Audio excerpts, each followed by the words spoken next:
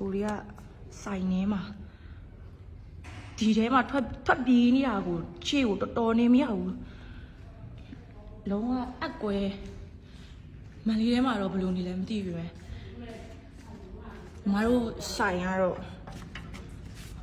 တော်ကိုအချင်းကြီးဆိုးပြီးတော့ရှစ်ဖတ်ပြမဟုတ်လမ်းလိုက်တာအကွဲနဲ့ကိုရီးယားကြောက်အားလန့်အားနဲ့ထွက်ပြေးပါတယ်ဆိုမှဘယ်နှမ်းမှပြေးကြမရှိဘူးဘယ်ပြေးလို့ပြေးရမှန်းမသိဘူးဒီကြီးတွေလည်းပြေးမယ်ဘယ်လိုခုံဆင်းရတော့မှလို့ပြေးရမှာလို့နဲ့ဟိုဘက်ကြည့်လိုက်တော့တရားအဟောင်းကြီးရပါပြိုကြတရားအစ်စ်ကတော့ဘာမှမဖြစ်တော့ဘူးဆိုင်မှာစားနေတဲ့ဧည့်သည်ကြီးလည်းအမှမောက်ပြီးတော့နေရတယ်မန်လေးတခြားနေရာတွေတော့ဘယ်လိုလဲမသိဘူးတရားကြီးကတော့ကျိုးသွားတယ်ဆိုင်မှာ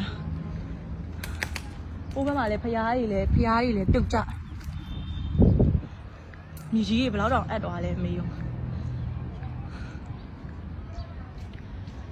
မြေကြီးတွေ